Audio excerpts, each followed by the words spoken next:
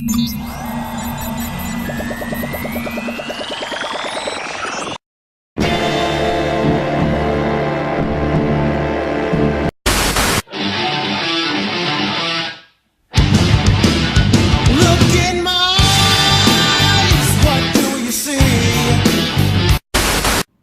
and welcome to Halcyon Blink. My name's Ron Rising, I'm going to be your host for this episode. And on this edition, I want to talk about a childhood favourite of mine, Earthworm Jim. Pretty badass game. Originally played it on the PC. If I'm going to be specific, I would imagine it's MS-DOS. I don't remember, I was like 4 when it came out. Earthworm Jim, for those of you who don't know, was a children's cartoon character back in the 1990s, whom was a simple worm, and a highly technologically advanced spacesuit fell on him and gave him superpowers and sentience. Because that makes sense. I remember this game being batshit crazy. And what I mean batshit crazy, one of the levels is you have a trampoline and your job is to bounce puppies from one side to the other side of a screen without dropping them, and if you drop them you piss off your puppy friend, who then turns into a monster and monsters you.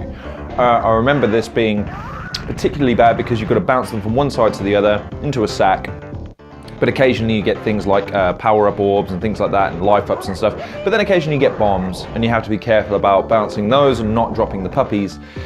That's just a small example of the kind of things you're going to come across. The first level, the garbage level, the levels I should probably talk about, I suppose, before I get ahead of myself. You have side-scroller type levels, I guess, but they're multi-tiered and multi-leveled, and they have lines of progression that aren't just straight lines, and you can't necessarily transition from one phase of the map to the other.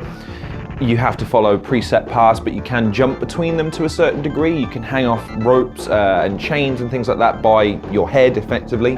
You have a pistol that shoots and can rapid fire and can get power-ups and boosts, multiple lives, things of that nature.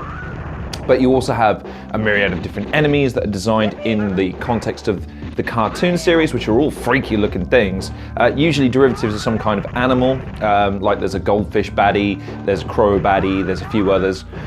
You also have a couple of mini bosses, like in the garbage level, for instance. You have this garbage based tire monster thing that you have to shoot until it dies. It's not tremendously difficult in that level, but then you have other ones where you're just a worm and you sort of slither and move down a map while the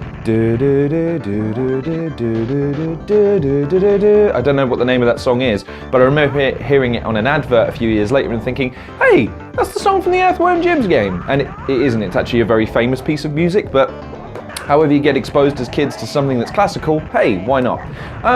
It's just a really kooky, fun experience. The graphics are what they are for the time. They're well designed in terms of their cel-shaded style. They're cartoony, they're fun, they're colourful. They're unnerving at times. There's a cutscene graphic where the cow will smile and say, well done. And it's really rather disconcerting for something that's meant to be encouraging. In terms of an overall gaming experience, it's pretty linear. There's no real multiple paths. There's not really any collectibles or anything like that, because again, it wasn't really designed in the game. I'm talking about the original version. I know that they re-released it for consoles or for updated PCs and added some bits in, additional levels and so on and so forth, but I never played that and I wouldn't want to. I think it would ruin my nostalgia. As far as a game though, it's fun, it's fast-paced, it has plenty of charm, plenty of quirks, enough to keep you going. There's not really much of a story. There is a happy ending and a bad ending depending on how many lives you have left or how many things you saved throughout the course of the game. I can't really remember because, unfortunately, I never completed it. I played numerous levels on it, and I aimed to complete it one day, but at the time, it was just one of those fun little distractions for me as a gaming kid, because it was one of the first games that I ever remember getting my hands on, and it being for me. It wasn't for my dad or for my brothers, it was my game, so it was fun to kind of... It also inspired my art career to a certain degree, because it was the first cover art that I copied, because it looked badass, just like this. Like this, freaking badass. So, in terms of a gaming experience, I'm going to rate it as a 6 out of 10. It wasn't amazing by any stretch of the imagination, but it certainly stuck with me. It's an impressively fun, light-hearted, and yet somewhat unnerving look into the world of a cartoonist's mind when they're allowed to make a game. So I'd recommend this for anyone that likes side-scrollers and likes, again, sort of that 19th style of cartoon, but maybe you've already worked through the Batman games and the X-Men games and things like that, and you want something a bit different. Well, Earthworm Jim's a prime candidate. If you've not played it before, if you've never heard of it, I would invite you to Google it and be amazed at the lunacy. So thanks very much for watching this episode of Halcyon Blink. Please like, share, subscribe, check out some of the other content creators in the description below. Follow me on Twitter, and as always, take care of yourselves, and I'll see you guys on the next episode of Halcyon Blink.